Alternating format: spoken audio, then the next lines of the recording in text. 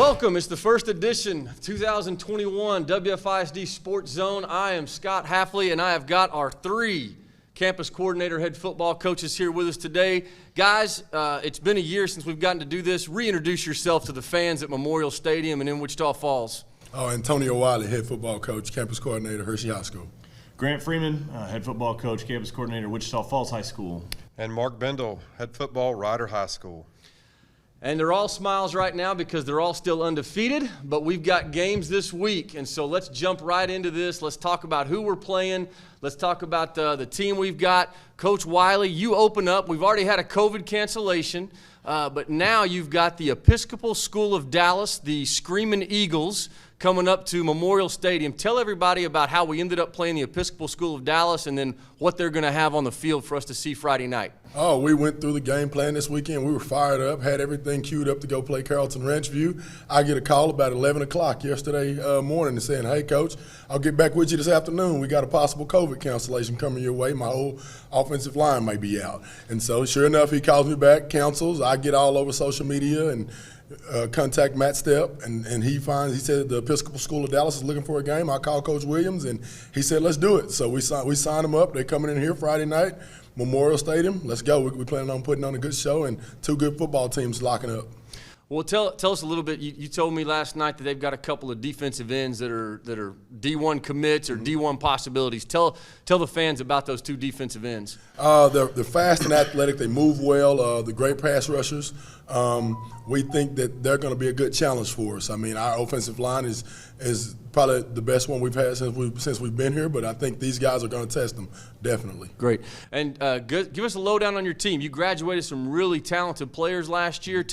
Remind everybody where they went to college, but more importantly, tell us what you're going to be putting on the field this year. Oh, I graduated. Defensive end like Chris Murray walking out of the program. That's different. You don't replace them. And then my son Antonio Jr. Chris is at TCU, and Antonio's at Henderson State out in Arkadelphia. He's playing safety. So it's tough to replace those kind of guys. They're team leaders. They're big-time playmakers, but as a collective group this year, we have a better football team. We're a lot more solid. There's not as many weaknesses in this year's football team. If we can stay healthy and coach them up, I think this team's going to have the opportunity to do something special this year. And, of course, the name on the roster right now that's getting all the publicity is Amarion Peterson, the running back. Give us an update. How has Amarion looked through camp and in the first two scrimmages? Oh, he's big, strong, and fast. Now, those are a good combination. Yeah, those are the things that go well. I think we've got to break him. He wants to try to score on every play rather than just hitting it sometime and accepting 5 yards. So we're gonna get that ironed out, and he is a special talent. We all know that. But I think we got some other guys that are going to show up on film that people didn't see last year. Great. Well, Coach Free, looking back, we've already had one COVID cancellation this week, but you maxed us out last year. How many games last year did you lose due to COVID? So we lost or rescheduled all but we lost 2 games and rescheduled 4. So we only played actual 2 true games at the times they were scheduled. There you go. Or their opponents. So we had a lot of fun last year. And I know everyone thinks maybe we're back to normal, but I think COVID is still going to be a concern for athletics. We've got to be flexible. We've got to find new games, new opponents, and turn on a dime. So, Coach Freeman, you've got some experience from last year with that, but looks like you're going to open up Thursday night with Chisholm Trail coming up 287 from Saginaw. What does Chisholm Trail bring into Memorial Stadium? Big school, 6A school now. They've continued to grow there. They've done a good job with their program. Got some kids that are able to fill the gaps. They're very athletic up front, and they do a good job of playing out on the edge and playing in the box. And so they're going to pose a pretty good challenge for us. We've had 2 games in the last 3 years with them. One went to overtime, and the last one came down to the very last play. So it's going to be an exciting game when we line up against those guys. Okay, now you're going to be putting a new quarterback on the field this year. Zy Gravitz has graduated. Who's the new quarterback for the Coyotes? So Logan McAllister will step out game 1, and he's done a good job with us through the spring. He's a junior.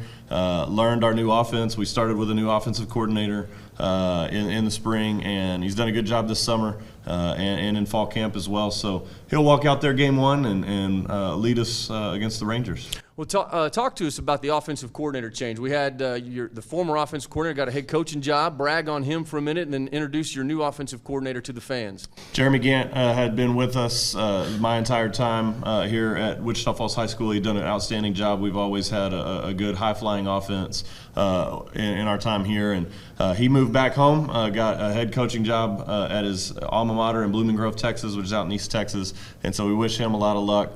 Brought Jason Reynolds in the spring. Jason and I come from a lot of the same tree, but never have worked together, and he's done a good job. He comes from Natalia, which is down south around San Antonio, where he was very successful before that, San Angelo, Lakeview. And we're excited about the offense that he's put together, and the guys have picked up, just kept it running from the second that he stepped on campus. So awesome. We're excited. Great. Well, we're looking forward to seeing Coach Reynolds' offense on the field Thursday night.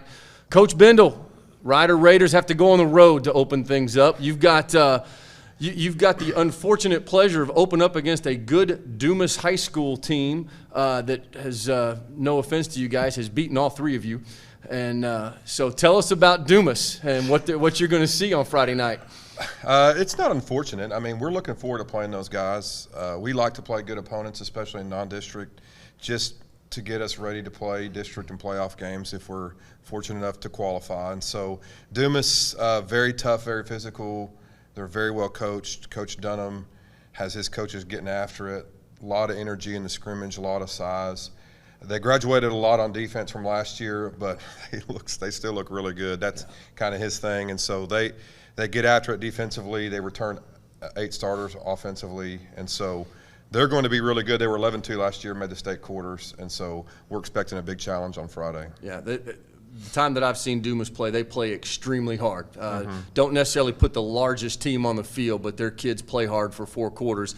Now, Grant, you got to travel to Dumas. Kind of give the fans an image of what it's like to walk on the field at Dumas, because they do some pretty unique and interesting things prior to kickoff. Yeah, definitely, and I will add in that I do have a victory against Dumas while here at Wichita Falls High School. But the stadium's out in the middle of nowhere, basically in a big field, and they're the Dumas Demons, and so they light pitchforks that come out of their locker room all the way to the field, and they are burning pitchforks that lead them onto the field. So it's very unique. It's an interesting thing because most of the lights in that end of the stadium are totally off at that point. And so that's the only real light that's there is the burning pitchfork. So it's one of the better high school entrances for a team to come in.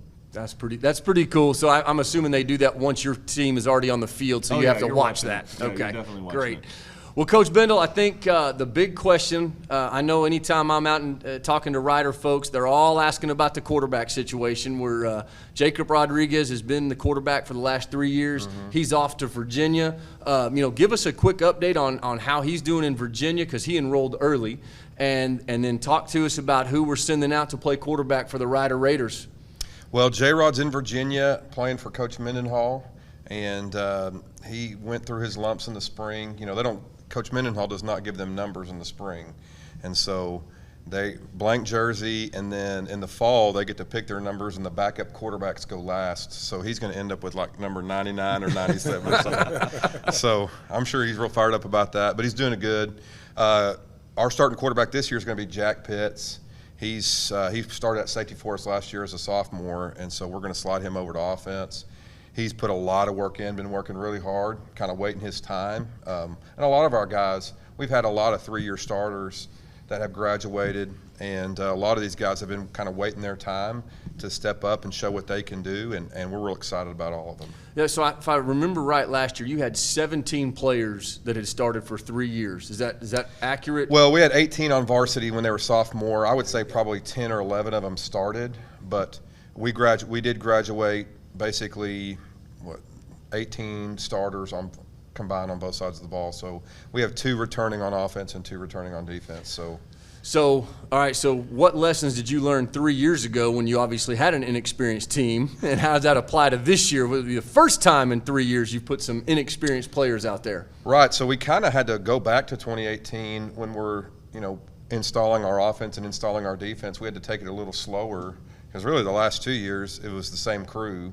And so we didn't have to spend a whole lot of time getting ready.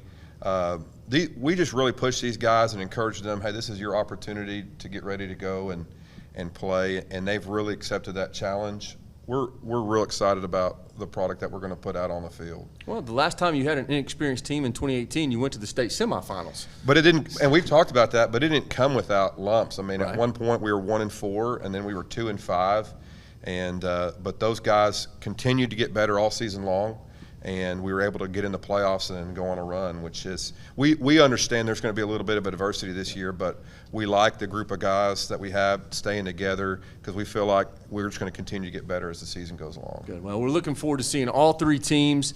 Let's go back through, guys. Coach Wiley, tell us something about your football team that we didn't get to talk about, something that you're proud of, something that's unique about your squad this year. The locker room environment. Our kids, the kids always get along in the locker room for the most part, but these guys are more than just teammates. They genuinely love each other. They love hanging out with each other, and they compete. They compete with each other. That competitive environment, you can't, simulate that in practice all the time. Just that not all teams have it, and this team seems to have it. They don't mind getting after each other on the practice field and making each other work. Good. Coach Free? Yeah, I think I'll piggyback off of that. I think that's something that came out of COVID for us. We were very young last year, and so we had to go through all these experiences together. And so we brought back a lot of kids because we had a small senior class, and so a lot of them had to go through all that stuff. And so not only do they appreciate it a little bit more, but it kind of brings them together, and so they're a little bit more excited for this year to be a little bit closer to normal. And they've done a great job of preparing and practicing and being there every day. Awesome. Coach Bendel, tell us something unique about this year's squad. Well, I would say, one of my favorite NFL players is Maurice Jones-Drew. He retired a long time ago, but he wore number 32 because he didn't get drafted at all. And so all 32 teams passed on him. Okay. And so he wore number 32, and his nickname was Pringles because he had so many chips on his shoulder. And I would say our team, people – we've read the newspaper. We see what people are saying about us because we graduated so many guys. People really feel like, we're canceling football at Ryder, and I can assure you that that's not the case. We really like our team, and our guys really play with some chips on their shoulder. They've really put in the work really since January 8th to get better, to get to this point, to kind of show what they've been able to do, and we're real excited about the product we're going to put on the field. Love it. 2021 Ryder Raiders, number 32, the team of Pringles. That's They've got right. chips on their shoulder, and they're going to be bringing it. So that's awesome. Yeah, which flavor Pringles are they? What? I don't know. I guess sour Extra. cream Hey, and That's how what about I'm talking about right there, baby. extra salty is what we're looking for. All right, hey fans, thank you for tuning in and listening to what our head coaches have to say. We will bring some other coaches out next week. We'll talk with them. I hope you're following along. Remember, you can buy all of your football tickets online. Just go to the WFISD Athletic homepage, and we will see all of you at Memorial Stadium.